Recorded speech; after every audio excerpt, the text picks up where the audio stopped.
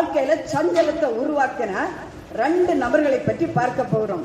எஸ்தரின் புஸ்தகத்தை திருப்பலாம். எஸ்தரின் புஸ்தகம் 6வது அதிகாரம் 12வது வசனத்தை எடுத்த ஒருவர் வாசிக்கலாம்.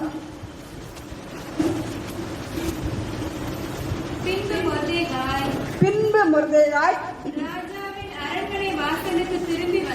ராஜாவின் அரண்மனை வாசலுக்கு திரும்பி வந்தார்.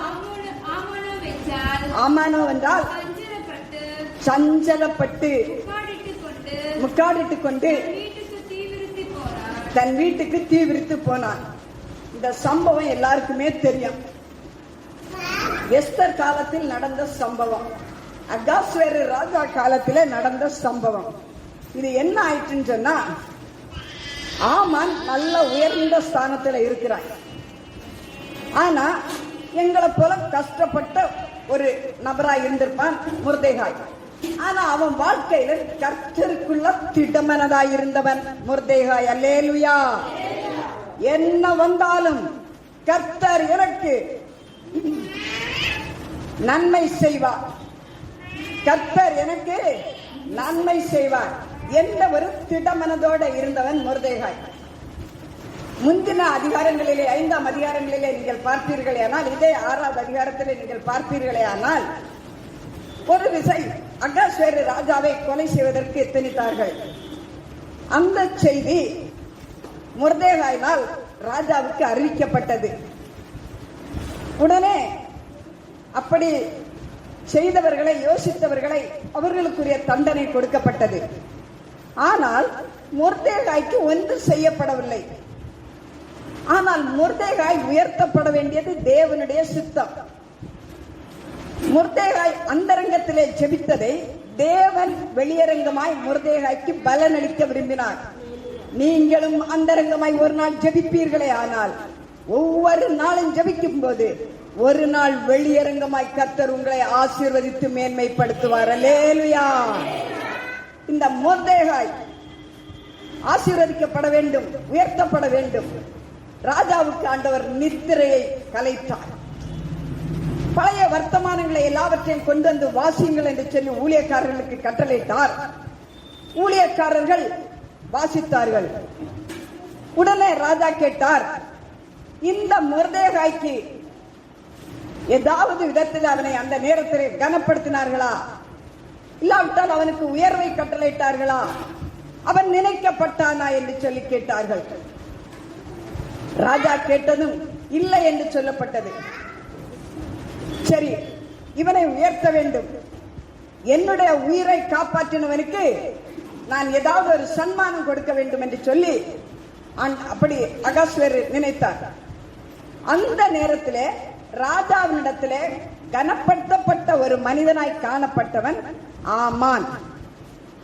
இந்த ஆமான் நன்றாய் கவனிக்க வேண்டும். இந்த ஆமான் மொர்தெகாய் தேவனை மாத்திரம் வணங்குகிறவனாய் காணப்பட்டபடியினால், ஆமானுக்கு முன்பாக, மனுஷனுக்கு முன்பாக தலை குனிந்து போகாதபடியினால், ஆமான் மொர்தெகாயை அழிக்க வேண்டும் என்று இவனுடைய வாழ்க்கையிலே இவன் மொர்தெகாயை குறித்து சஞ்சலத்தோடு காணப்படுகிறான். எல்லோரும் எழும்புகிறார்கள், எல்லோரும் வணங்குகிறார்கள். ஆனால் இந்த மொர்தெகாய் மாத்திரம் என்னை வணங்கவில்லையே என்று சொல்லி இவன் ராத்திரி பகல் தூங்காமல் இந்த மொர்தெகாய்க்காக ஒரு தூக்கு மரத்தை செய்து விட்டார். ராஜாவினிடத்தில் பேசி, என்னை ராஜா தானே என்னை மிகவும் முக்கியமான இடத்திலே வைத்திருக்கிறார், ராஜாவினிடத்திலே பேசி இந்த மொர்தெகாயை தூக்கு மரத்திலே போட வேண்டும் என்று சொல்லி. இப்படி யாரும் யாரை பற்றி நினைக்க கூடாது. நாம் இருதயத்தில் நினைப்பதை தேவன் பார்த்து கொண்டிருக்கிறார். இருதயத்தின் நினைவுகளையும் யோசனைகளையும் அவர் வகையறுக்கிற தேவன். எனவே இந்த ஆமானுடைய யோசனை தேவனுக்கு தெரியும். இவர் அகாஸ்வேரை கொண்டு இதை செய்து நிறைவேற்றினார். அதற்காக கேட்டார், என்ன செய்யலாம்? அப்படி யோசித்தார். ஆமான் வரவே, மனுஷனால் எனக்கு ஒரு நன்மை பிறந்ததே, ஆனால் நன்மை செய்த மனுஷனுக்கு நான் என்ன செய்ய வேண்டும் என்று சொல்லி இந்த ஆமானிடத்தில் கேட்டான். ஆமான் உடனே நினைத்தான், என்னைத்தான் ராஜா என்ன செய்வார்? கனப்படுத்துவார். எனவே நீங்கள் இந்த மொர்தேகாய் என்பவனை நினைக்காமல் ஆமானாகிய எனக்கு நீங்கள் செய்ய வேண்டியதையெல்லாம் நீங்கள் செய்ய வேண்டும், என்ன செய்ய வேண்டும், எப்படி செய்ய வேண்டும் என்று சொல்லி மொர்தேகாய் ஆமானிடத்திலே இந்த ராஜா கேட்கிறார். ராஜா கேட்டவுடனே அவன் என்ன சொல்கிறார் என்று வாசித்து பார்ப்பீர்களே ஆனால், எஸ்தரின் புஸ்தகம் 6வது அதிகாரம் 13, 14, 15 வசனத்தை வாசிக்கலாம்.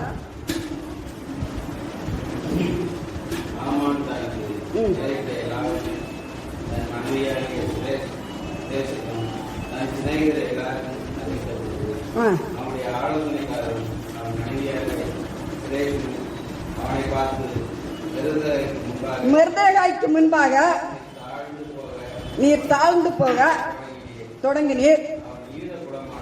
அவன் யூத குலமானால் நீர் அவனை மேற்கொள்ளாமல் அவனுக்கு முன்பாக நீர் என்ன செய்தீர்?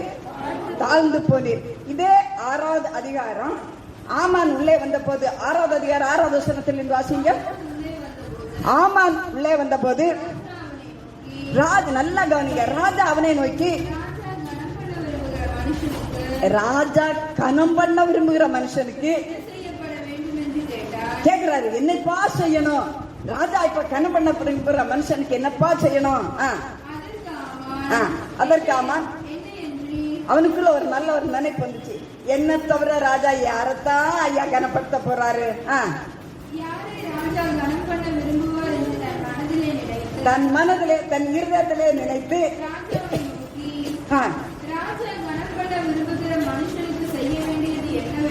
ஏ அப்பா ஒரு பெரிய லிஸ்டே போட்டுட்டான். நம்மளை தவிர வேற யாரத்தான் ராஜா செய்ய போறாரு அப்படின்னு இவன் என்ன அழகா சொல்றான் பாருங்க. இவனுக்கு ரொம்ப ஆசை இருக்கணும், பேராசை இருக்க கூடாது. இப்ப என்ன உடுத்தணும்? ராஜா உடுத்திக் கொள்கிற ராஜவஸ்திரம், பரலோகத்தின் தேவனுடைய ராஜவஸ்திரம் உங்களுக்கும் எனக்கும் ஆயத்த பண்ணப்பட்டு வைத்திருக்கிறது. ஆனால் தேவருக்கு முன்பாக உத்தமர்களாய் உண்மையாய் தேவ சமூகத்திலே இருப்போமே ஆனால், இங்க கீழே வாசிக்கலாமே,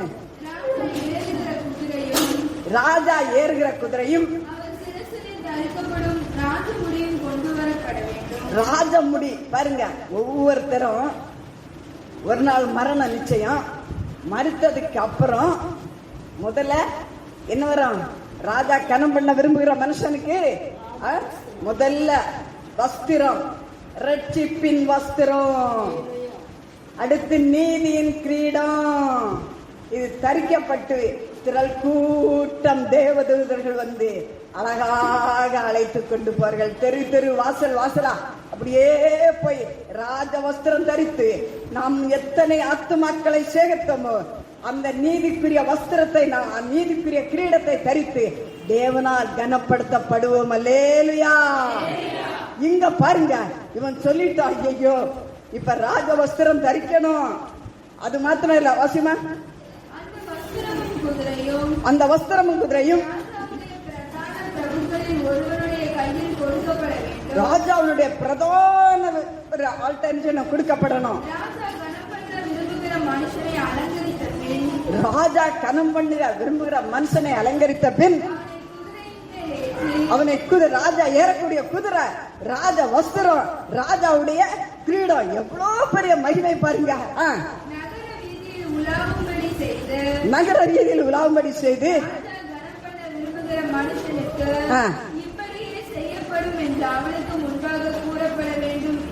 அல்லேலூயா அல்லேலூயா. நாம கர்த்தருக்குள்ள சரியா இருந்தா, நம்முடைய மரணமோ கர்த்தருடைய வருகையோ இருந்தா, இந்த ஆசீர்வாதங்கள் எல்லாம் நமக்கு உண்டுங்க. மற்றவங்களை பற்றி கவலைப்படாதீங்க. அவன் தன் ஆத்துமாவை குறித்து முதலாவது கவலைப்பட வேண்டும். அடுத்தவங்களை பார்க்காதுங்க, அவரவர்கள் தங்கள் ஆத்துமாக்களை பாருங்கள். இவன் தன்னை பற்றி பார்க்காம மொர்தேகாய பார்த்தனாலதான் இவனுக்குள்ள சஞ்சலம் வந்துச்சது. தான் உருவாக்கி வைத்த தூக்கு மேடை இவனுக்கு கிடைத்தது. எனவே அருமையான தேவனுடைய பிள்ளைகளே, நம்முடைய வாழ்க்கையிலே நாம் மற்றவர்களை குறித்தல்ல, நம்முடைய இருதயத்தை தேவனுக்கு முன்பாக நாம் ஊற்றும் போது கர்த்தர் நம்மை ஆசீர்வதிப்பார்.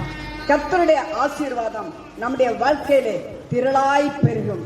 கர்த்தர் நம்மோடு கூட இருந்து அரிய பெரிய காரியங்களை கர்த்தர் செய்வாராக. சங்கீதத்தின் புஸ்தகம் 5வது அதிகாரம் 11வது வசனத்தை வாசிக்கலாம். 11, 12. நாம் கர்த்தரை நம்பி நம்முடைய இருதயத்திலிருந்து சஞ்சலத்தையும் தீங்கையும் நீக்கிவிட்டு கர்த்தரை நம்பி